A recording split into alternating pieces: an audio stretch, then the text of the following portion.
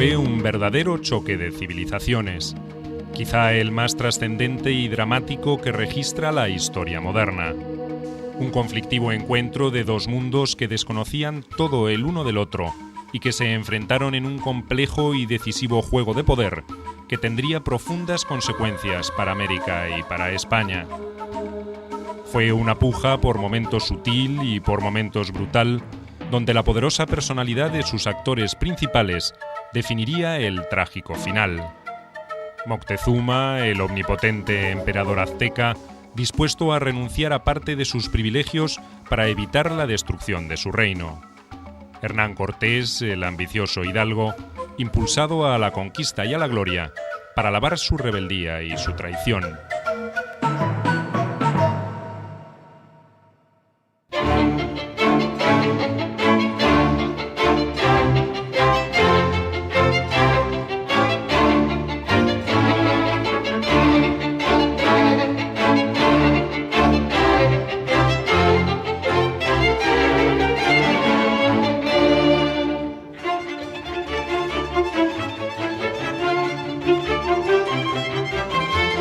Hernán Cortés, Moctezuma.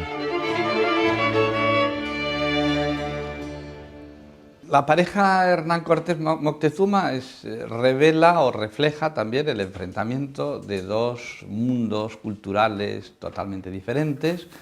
El mundo del conquistador, del aventurero sin escrúpulos o con pocos escrúpulos, que viaja a América en busca de fortuna y que haciendo gala de virtudes indiscutibles, de conquistador, de militar excepcional, como fue ciertamente Hernán Cortés, logra conquistar todo un imperio, el imperio azteca, de una magnitud y de una riqueza realmente fascinante. Y Moctezuma representa justamente la imagen del imperio en decadencia, el imperio descompuesto, con infinidad de crisis internas, de cuestionamientos de su liderazgo por parte de diferentes facciones, de las que habilísimamente Cortés sabe aprovechar, sabe amortizar, y de ahí, naturalmente, una de las razones de su victoria, el hábil aprovechamiento que hizo de la descomposición de ese imperio en decadencia que era el imperio azteca. La estrategia de Cortés demostró ser la más acertada. No fue solo el poder de las armas del puñado de españoles que comandaba lo que le permitió destruir a la implacable maquinaria de guerra de los aztecas. No fue solo la leyenda del dios Quetzalcóatl reencarnado la que le ayudó a su propósito. Fue, sobre todas las cosas, su habilidad para ganarse el apoyo de los pueblos sometidos por los mexicas lo que precipitó el final. Fueron las vacilaciones de Moctezuma y su pérdida de prestigio lo que favorecería el aislamiento y la destrucción de Tenochtitlán, la orgullosa capital del imperio más poderoso del Nuevo Mundo. Inteligente, astuto, brillante capitán para algunos, ambicioso y sin escrúpulos para otros, Hernán Cortés había nacido en 1484 en Medellín, Badajoz. Hijo de un hidalgo con mucha honra militar y escasa fortuna, a los 14 años fue enviado a la casa de unos tíos paternos en Salamanca, donde recibió una formación básica en gramática, latín y otras disciplinas humanísticas. Hombre de acción antes que de leyes, carrera que sus padres habían elegido para él, decidió abandonar Salamanca para probar suerte y fortuna en las Indias. Hay muchas personas que han estudiado la biografía de Cortés y era un hombre colérico, era un hombre muy sagaz, entendía a la perfección la situación del momento y la aprovechaba. Era un hombre, como le repito, es un espíritu del hombre del Renacimiento, el hombre que busca a toda costa triunfar, hacer riqueza, tener una preponderancia, un nombre. Mientras aguardaba su oportunidad, fue testigo de los cambios que se sucedían en España en relación al descubrimiento de América. Comenzaba a afirmarse la certeza de que se estaba frente a un nuevo continente. En 1502 intentó sumarse a la escuadra de Nicolás de Obando, designado nuevo gobernador de Santo Domingo. Un accidente, consecuencia de una aventura galante, le impidió hacerlo. Pero 2 años más tarde consiguió llegar al Nuevo Mundo. Aunque su sueño era participar en la conquista de territorios inexplorados, tuvo que contentarse con aceptar un puesto de encomendero. Durante los siguientes 5 años, solo comandó a un puñado de indígenas que trabajaban en la plantación que recibió en Suerte. Era un hombre terriblemente ambicioso y era un hombre también brutalmente inescrupuloso. Digamos que para él nada lo iba a detener para conseguir sus objetivos y estaba dispuesto a utilizar cualquier medio para lograr su ascenso y su triunfo, ¿no? Entonces, esta combinación de ambición, inteligencia y pocos escrúpulos lo hacía un individuo, pues, francamente peligroso, en el sentido de que era un hombre que no se iba a detener con ningún tipo de convención, que no iba a aceptar una posición subordinada dentro de la sociedad española ni en su relación con las sociedades otras con las que interactuara, y pues eso le dio la energía y la inteligencia para poder dominar a los aztecas, como lo hizo. En 1511 llegó la primera oportunidad para usar sus talentos. El nuevo gobernador de las Indias, Diego Colón, ordenó a su lugarteniente Diego de Velázquez la colonización de Cuba. Cortés fue designado tesorero real de la expedición y secretario del conquistador. Su papel como miembro de la administración indiana sería destacado, pero las intrigas políticas y personales harían difícil la relación con el gobernador. En 1515, las arbitrariedades velazquistas llevarían a Cortés a la cárcel acusado de conspiración, aunque pocos días más tarde sería perdonado, rehabilitado y designado alcalde de Santiago de Cuba. Cortés llevaba una vida de próspero hacendado en Cuba, pero como muchos de los hidalgos que arribaban al Nuevo Mundo, soñaba con la gloria y la fortuna. Vasco Núñez de Balboa, atravesando Panamá, acababa de descubrir el Mar del Sur. Los supervivientes de esa expedición volverían a Cuba en 1517 con noticias de la existencia de un fabuloso reino aborigen situado hacia el oeste de la isla.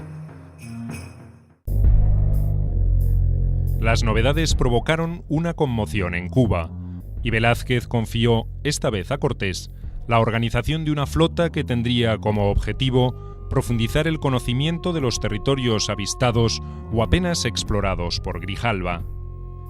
El 10 de febrero de 1519, con 11 navíos, 580 soldados, un centenar de marineros, algunos cañones, falconetes y arcabuces, Cortés se hizo a la mar. El capitán general tenía 35 años.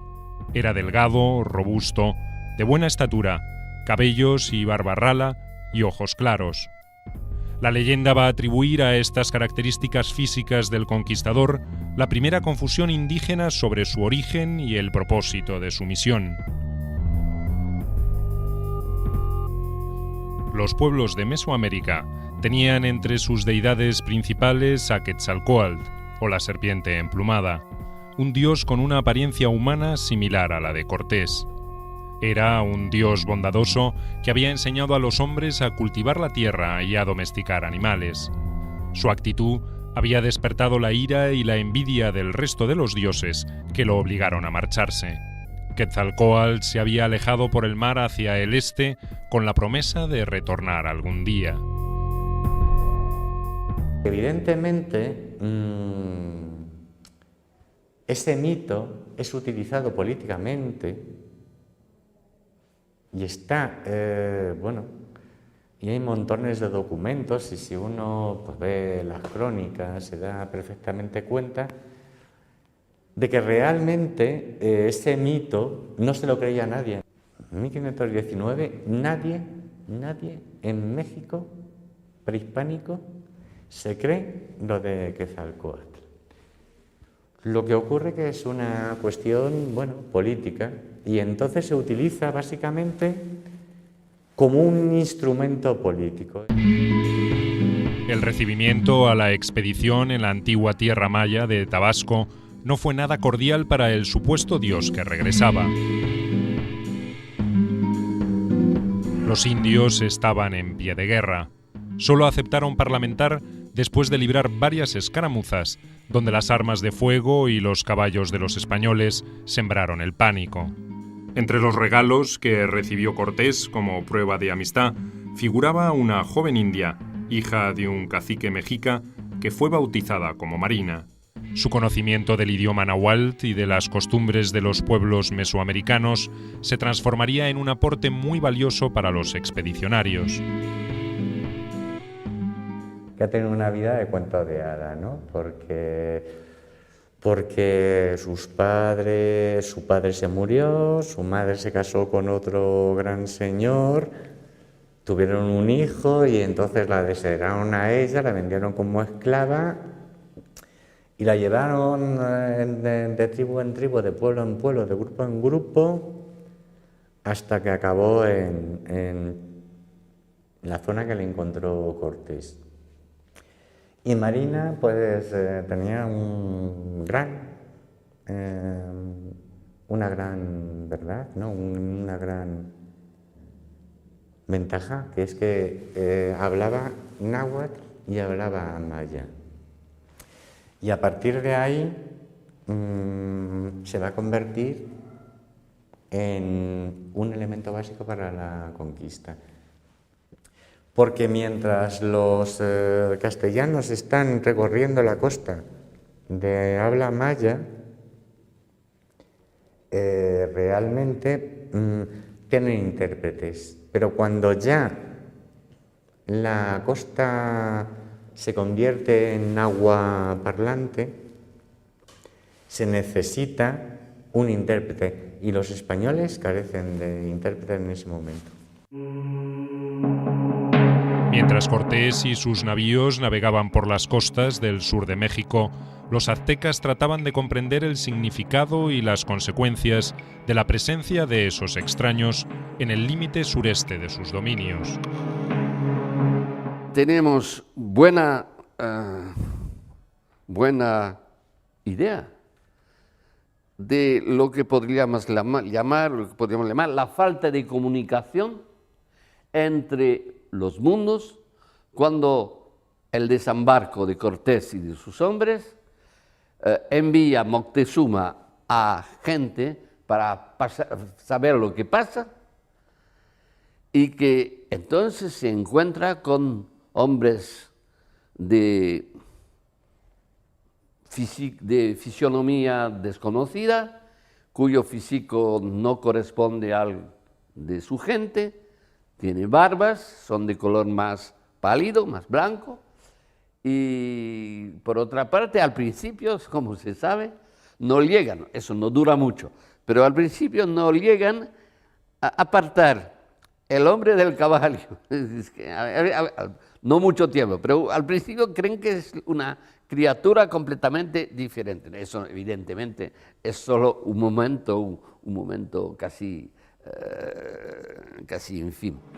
Los aztecas o mexicas eran un pueblo guerrero que desde hacía casi un siglo ampliaban constantemente su influencia por la región central del país. Provenían del norte y en el siglo XIV se habían asentado sobre los islotes del lago Texcoco en el valle de Anahuac. Allí fundarían alrededor de 1325 su capital, la mítica Tenochtitlán, que a la llegada de los españoles congregaba una población estimada en 250.000 personas. Era mucho más populosa que cualquier ciudad europea de la época.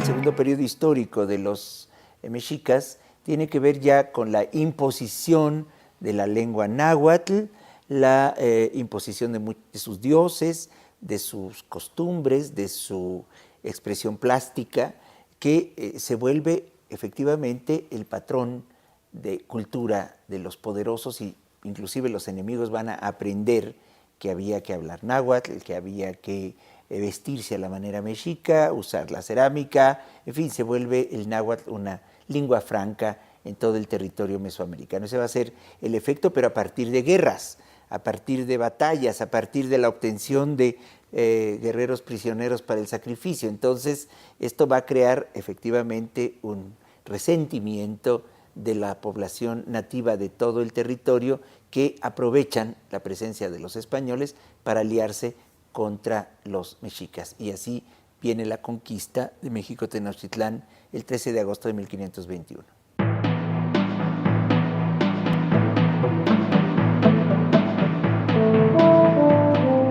A comienzos del siglo XVI, los aztecas habían convertido a Tenochtitlán en una ciudad lacustre de notable calidad arquitectónica y, sobre todo, en un reducto virtualmente inexpugnable desde el punto de vista militar. Solo era accesible por agua o por 3 calzadas que la unían a tierra firme. Una leyenda consagraba su origen a una señal sagrada atribuida a su dios principal, Huitzilopochtli. La deidad había anunciado a los aztecas que debían radicarse allí donde vieran a un águila devorando unas serpientes sobre una planta de nopal. La señal se habría corporizado en ese lugar, poco propicio para un pueblo agricultor, pero apto para una tribu belicosa y guerrera. Tenochtitlan es una ciudad que está en medio de un lago, con una serie de calzadas. No tiene murallas, pero su trama urbana es terriblemente compleja, porque son calles, canales, es hasta llegar a las plazas centrales. Tiene 4 calzadas, y entonces es terriblemente difícil de tomar. Una verdadera oligarquía militar sacerdotal gobernaba a los aztecas. Entre los miembros de esa casta era elegido el tlatoani, el jefe o rey, que asumía facultades dignas de un semidios. Era un verdadero déspota cuyo poder solo podía ser limitado por el consejo que lo había designado. A la llegada de los españoles, el tlatoani en funciones era Moctezuma. Él había extendido el poder de los aztecas a través de la guerra o de alianzas matrimoniales, pero ni la potencia militar ni sus argucias políticas habían servido para controlar a algunas tribus, como la tlaxateca, orgullosa de su independencia y enemiga mortal de los aztecas. El noveno tlatoani, el noveno gobernante que inicia su entronización en 1502, iniciando el siglo XVI de nuestro calendario, va a ser Moctezuma. Y Moctezuma ya se sentía él como un dios en la tierra. Él no permitía que nadie lo viera a los ojos, porque así como uno no puede ver al sol, a nadie podía verlo, nadie le podía dar la espalda, todo el mundo tenía que reverenciarle y retirarse haciéndole reverencias, y él prohíbe absolutamente que cualquier persona de la clase baja estuviera en la misma habitación que él. No había ese contacto, es decir, viene algo que se llama un despotismo de carácter social, y ese es Moctezuma. Sabía que él tenía el control absoluto sobre la ciudad. Tenía una red de informantes a lo largo de todo el territorio, y él mismo salía a veces en la noche disfrazado de su palacio, que los restos están abajo del Palacio Nacional, y entonces él caminaba por la ciudad, escuchaba, sabía qué pasaba, quién estaba abusando, tenía un conocimiento muy, muy controlado de lo que era la ciudad. No olvidemos que era una ciudad-estado. A partir de allí es que se ejercía todo el dominio y las conquistas a los demás territorios. Los aztecas no conformaron nunca una unidad con las naciones conquistadas. Los derrotados eran sometidos a vasallaje y obligados a contribuir con guerreros y tributos diversos al mantenimiento de Tenochtitlán y sus ciudades satélites. Después de un siglo de vigencia de ese estado opresor, las rebeliones eran frecuentes y el odio hacia los aztecas por parte de sus vecinos oprimidos fácilmente comprobable. Cortés se aprovecharía de esa situación. Este imperio era dominado militarmente por los mexicas y sus aliados, pero cada comunidad dentro de ese imperio, cada entidad política conservaba su propio gobierno local y su autonomía particular. Entonces era un imperio bastante endeble, digamos, porque los mexicas, por ejemplo, no imponían su lengua. Cada quien seguía hablando la lengua que hablaba previamente. No imponían sus dioses y su religión. Cada pueblo dominado conservaba sus dioses. Lo único que hacían los mexicas era cobrar tributo y pedir ayuda militar para conquistar otros pueblos. Entonces era un imperio basado básicamente en la fuerza militar. Y como tal, parecía muy poderoso, porque era de hecho el imperio más grande que había habido en la historia reciente de Mesoamérica, pero al mismo tiempo era muy débil, porque el poderío de los mexicas iba a durar siempre y cuando no hubiera una potencia militar mayor que ellos. Y eso es justamente lo que va a darse cuenta Cortés. Desobedeciendo las expresas órdenes de Velázquez, Cortés fundó la Villa Rica de la Veracruz en un lugar protegido de la costa mexicana. Había resuelto emprender por su cuenta y riesgo la conquista de ese reino fabuloso que asomaba más allá de la cadena montañosa que corría paralela a la costa. Veracruz sería su base de operaciones para ese objetivo. Hay que darse cuenta que hay una... ¿cómo decirla? Cortés viene después de los primeros descubridores. Es decir, que en cierto modo él está descubriendo lo que busca. Eso es importante. Él ya tiene idea que va a descubrir un mundo nuevo. Mientras que Moctezuma, que no es cualquier imbécil, Moctezuma tiene que enfrentarse a una cosa completamente nueva que no se podía sospechar. Y además, dentro de la religión mexicana existen mitos y, vamos a decir, proyecciones o previsiones que dejan posible la llegada de otros hombres, incluso la vuelta de los dioses, la famosa vuelta de los dioses. Moctezuma, enterado del desembarco español, envió su primera embajada de reconocimiento. Su misión era espiar a los extranjeros, confirmar algunas de las noticias que sobre ellos circulaban en la región y, sobre todo, averiguar cuáles eran sus intenciones. Era un encuentro cauteloso y distante. Cortés contribuyó a acentuar esa impresión. Se mostró poco impresionado con los delegados aztecas y en su presencia suscribió una alianza con el cacique de la tribu totonaca que había recibido a los españoles con muestras de amistad. Los totonacas eran vasallos de los aztecas y el astuto Cortés no tardó en descubrir que estaban muy dispuestos a rebelarse contra ese yugo.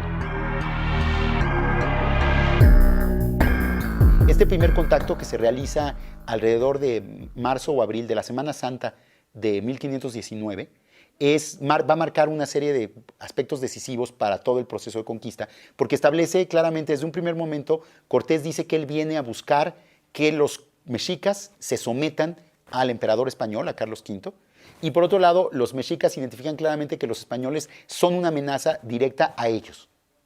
Entonces, desde un principio se establece ya una rivalidad o una relación de enfrentamiento político-militar entre los mexicas y los españoles, que va a ser justamente lo que van a tratar de negociar Cortés y Moctezuma en el siguiente año y medio, ¿no? La alianza con los totonacas fue la primera de una serie de jugadas audaces protagonizadas por Cortés en su camino hacia la conquista de México. También resolvió enviar una delegación a España que gestionara sus derechos sobre el descubrimiento. Ante el riesgo de que los velazquistas promovieran una sublevación para retornar a Cuba, Cortés hizo quemar las naves. Aislados en ese territorio desconocido, enfrentados a un poderoso imperio aborigen, solo quedaba una alternativa: cerrar filas en torno a su jefe o morir. Moctezuma vacilaba entre atacar a esos extraños extranjeros o tratar de averiguar más sobre sus intenciones. Un notable juego de ingenio, seducción y amenazas comenzó entonces entre Hernán Cortés y Moctezuma. El jefe castellano tenía prisa por llegar a Tenochtitlán antes de que su rival Velázquez reaccionara o que el rey Carlos lo desautorizara. Adelantarse a los acontecimientos y exhibir los resultados positivos de su empresa era su principal defensa. El 16 de agosto de 1519, Cortés, con 400 hombres, 13 caballos, 6 piezas de artillería y unos 1000 indios amigos, inició el viaje hacia Tenochtitlán. La resolución de Cortés obligó a Moctezuma a modificar su táctica. Ordenó a los caciques de las tribus tributarias que le brindaran hospitalidad y atendieran las necesidades del pequeño ejército. Los tlaxcaltecas eran los principales y más feroces adversarios de los mexicas, y con la misma determinación que defendían su independencia, se enfrentaron a los españoles. Una serie de cortas pero sangrientas escaramuzas les convencieron de que era mejor pactar que luchar. Los tlaxcaltecas conocían muy bien el poder militar y las tácticas guerreras de los aztecas. No tuvieron problemas en compartir esos conocimientos con sus nuevos aliados. Los embajadores de Moctezuma guiaron a Cortés por un camino que pasaba por Cholula, el gran centro ceremonial de todo Anáhuac, que estaba consagrado precisamente a Quetzalcóatl. Cortés realiza una matanza terrible en una ciudad que se llama Cholula, aquí cruzando los volcanes. ¿Por qué? Porque él tenía que mandarle un mensaje a Moctezuma. Hasta ese momento era un hombre que no había desarrollado ninguna actividad militar, que se había comportado como un huésped, que recibía regalos, que no se detenía, porque la idea era que no avanzara, pero él seguía avanzando, se había hecho aliado de otros indígenas enemigos de los mexicas, entonces había que mandar un mensaje a Moctezuma. De esto soy capaz, y la matanza fue tremenda, de modo que los aztecas, los mexicas, se daban cuenta de quién era Cortés y así lo estaba presentando. Descubierta la trampa y derrotados sus aliados, Moctezuma no pudo evitar que Cortés se adueñara definitivamente de la región. Los últimos 100 kilómetros que lo separaban del corazón del poder azteca fueron cubiertos en medio de homenajes de grandes señores mexicas y de tribus sojuzgadas que lo reconocían como un libertador. Quetzalcóatl había retornado para poner las cosas en su lugar. El 8 de noviembre de 1519, rodeado por las figuras principales del reino, con una pompa y un boato nunca antes desplegado para la visita de un extranjero, el todopoderoso señor de Anáhuac recibió a Hernán Cortés. Delgado pero vigoroso, ataviado con ricas vestiduras, Moctezuma pronunció un discurso de bienvenida donde insinuaba reconocer el origen divino de su huésped. Era, al parecer, un ardid que no establecía la naturaleza divina de Cortés, pero que justificaba ante su pueblo el boato desplegado para recibirle. Ningún orgulloso azteca hubiera aceptado que su emperador se inclinara ante un simple mortal, por más poder que éste pudiera exhibir en su favor. Su estrategia de ganar tiempo y aguardar la mejor oportunidad para destruir a los extranjeros apelaba ahora al halago y a la distracción. Cortés tenía plena conciencia del peligro en que se encontraba y no se dejó seducir por ese sinuoso comportamiento. Pues la actitud de Moctezuma ante Cortés es una actitud muy ambigua. Por un lado, tiene miedo a su poder, y más en el momento en que ya los españoles y los tlaxcaltecas se establecen en la Ciudad de México, ya son una amenaza muy seria para los mexicas, porque están dentro de su propia ciudad. Entonces, la guerra ya es casi impracticable. Entonces, Moctezuma trata de tener contento a Cortés. Trata de darle todo lo que Cortés pide, porque básicamente no quiere un enfrentamiento con Cortés, y también está viendo cómo puede hacer que Cortés se vaya, ¿no? Pero mientras más cosas les da, más difícil se hace que Cortés le pueda ir. Entonces, Moctezuma queda en una situación completamente paradójica, ¿no? Que realmente no tiene una manera de librarse de Cortés, pero tampoco se le puede enfrentar y sacarlo, ¿no? Y mientras más pasa el tiempo, lo que sucede es que todo este sector del grupo gobernante mexica que estaba en contra de Moctezuma y de su estrategia, se pone más descontento porque le molesta que los españoles estén ahí. Cortés no tardó en descubrir la hostilidad de los grandes jefes que rodeaban al emperador. Sabía que el enfrentamiento era inevitable, que solo era cuestión de tiempo, y que en esa ciudad desconocida e inmensa no podrían resistir demasiado. Un incidente ocurrido en las cercanías de Veracruz le dio el motivo para dar un golpe preventivo. Uno de los principales caciques aztecas había tendido una emboscada a una avanzada española y varios hombres de Cortés resultaron muertos o heridos. El conquistador exigió el castigo de los culpables. Cuando Moctezuma intentó resistir, los españoles lo tomaron prisionero. El gran rey indígena, el poderoso señor de los mexicas, pasó a ser un rehén con el que los conquistadores garantizaban su propia seguridad. El golpe dividió definitivamente a los aztecas. Un grupo de nobles resolvió colaborar con los extranjeros para no poner en riesgo la vida del monarca cautivo. Otros, en cambio, comenzaron a conspirar abiertamente. La autoridad despótica de Moctezuma se resquebrajaba en el centro del imperio. Desde que se había convertido en rehén, trataba de complacer a Cortés e incluso había colaborado desautorizando y denunciando a jefes aztecas que propiciaban una rebelión. Se había transformado en un aliado de los conquistadores. Especulaba con una alianza con los españoles para conservar parte de su antiguo poder. El único aliado con el que puede confiar para mantenerse en el poder es Cortés. Es decir, ese es el gran juego y la gran política que hay en todo el enfrentamiento o toda la conquista de México. Es decir, Moctezuma sabe perfectamente que o mantiene a los españoles en el poder con él, o si se hunden los españoles, él se hunde con ellos. Porque la monarquía en México no era absoluta, aunque Moctezuma intenta hacerlo. Era electiva.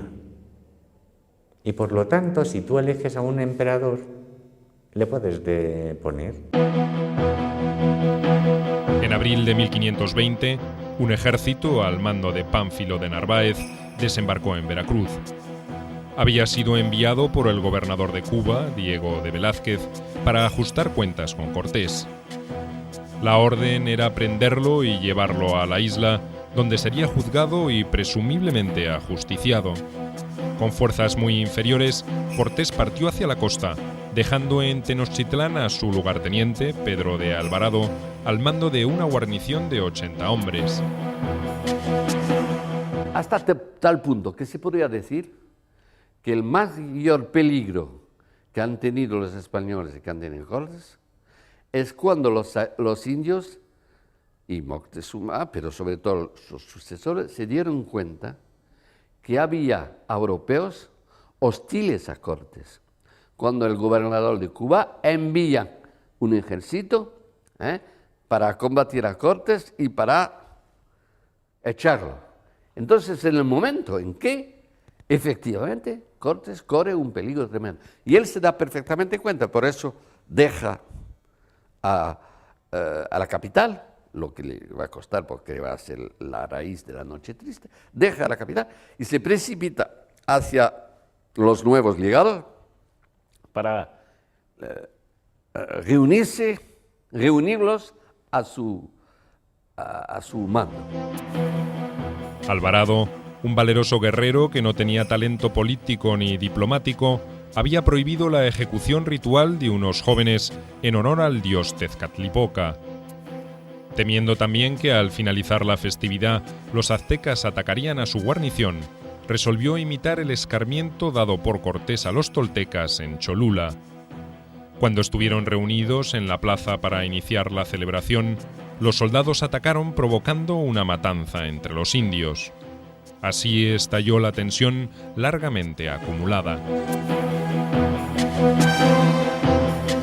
¿Qué es lo que pasa con Pedro de Alvarado? Pues Pedro de Alvarado era un tipo muy guapo, era un tipo rubio, alto, de ojos azules, pero el problema de Pedro de Alvarado es que no era nada sagaz y astuto. Y Pedro de Alvarado piensa, mal pensado, pero también hay que entenderlo, que la única opción que tiene para imponerse en México es efectuar un acto de fuerza, un acto violento. Enterado Cortés de la dramática situación, retornó a Tenochtitlán a marchas forzadas. En la confusión, cometió un error que estuvo a punto de costarle muy caro. A petición de Moctezuma, liberó a su hermano Cuitláhuac. La intención del emperador era que Cuitláhuac impusiera su autoridad sobre los más belicosos, pero ocurrió todo lo contrario. El Consejo Supremo Azteca destituyó a Moctezuma como emperador y le reemplazó por Cuitláhuac. Con un nuevo rey para comandarla, se declaró la guerra contra los extranjeros. Ahí es realmente cuando un discurso que Cortés y Moctezuma han seguido, es decir, un juego de inteligencias que han seguido los dos, se rompe. Y lo rompe Alvarado. Pero también es verdad que esa ruptura ya había sido hecha previamente por Cuitláhuac, es decir, el hermano de Moctezuma, por su pariente Cuauhtémoc, que sería el siguiente en el mando, y por todos los parientes que Moctezuma tenía, que había colocado en las ciudades del valle, y que se había roto el juego. Es decir, el juego es un juego de mantener un imperio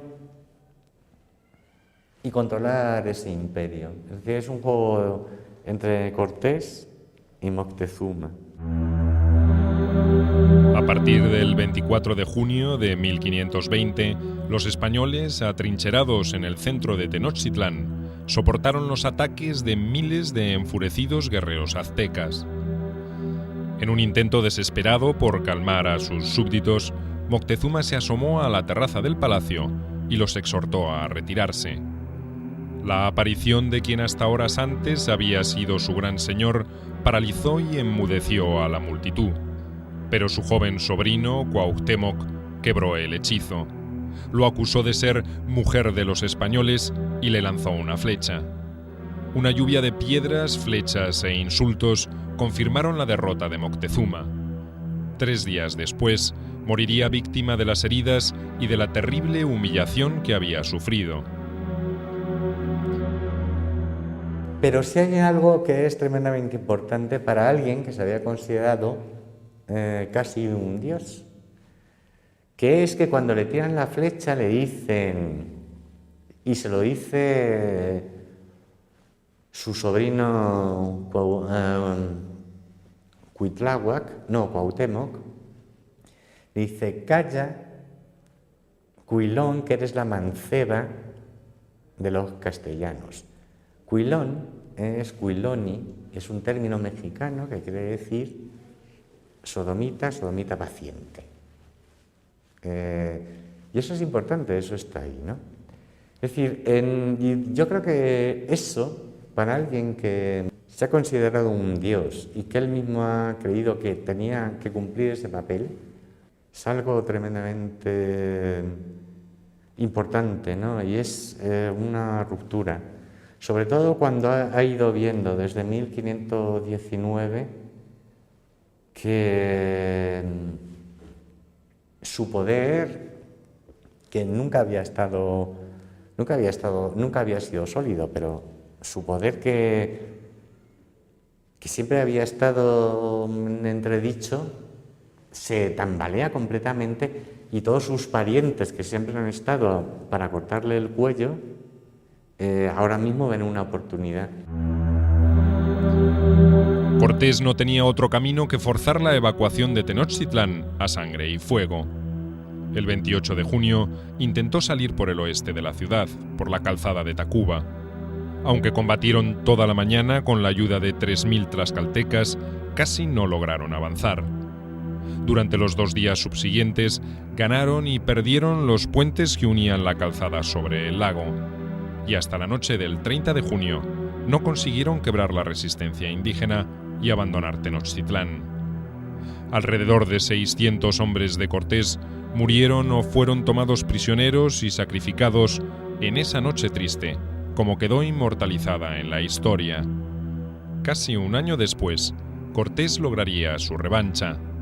Con el aporte de tribus indígenas encabezadas por los tlaxcaltecas y de un ejército español mejor preparado y equipado, el 26 de mayo de 1521 comenzó el ataque a Tenochtitlán. Se prolongaría hasta el 13 de agosto.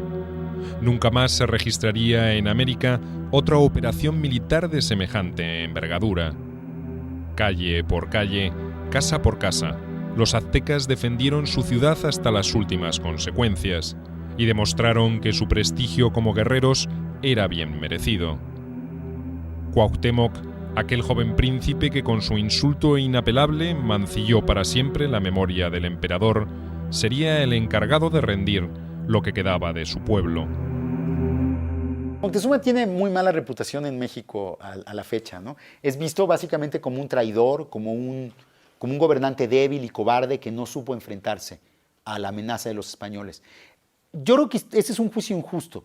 Yo creo que, visto en retrospectiva, finalmente Moctezuma tenía razón. O sea, Moctezuma trató de evitar la destrucción de la Ciudad de México, no lo logró.